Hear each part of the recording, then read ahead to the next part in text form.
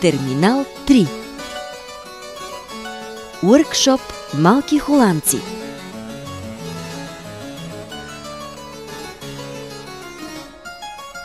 Два дни рисуване в стила на холандските майстори.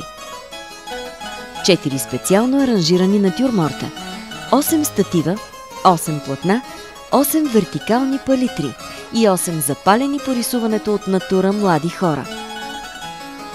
След увлекателната лекция от Кристина Тоджарова за натюрморта и жанровата живопис от епохата на нидерландския златен век и така наречените малки холандци, поставените задачи бяха как да аранжираме и локално да осветим натюрморта, как да подредим палитрата, избор на четки, композиция и кадриране, светлина и сянка, колонна сянка, хвърлена сянка, блясък, полутон и рефлекс, графичен и цветови контраст, локален и живописен тон и нюанс, линия, маска, цвят.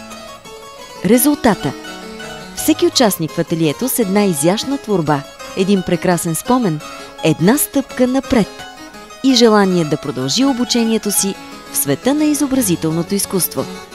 Очаквайте нови беседи, уъркшопи, практически занимания и вдъхновяваща атмосфера в Терминал 3. Ателие създадено от художници за колеги и любители художници.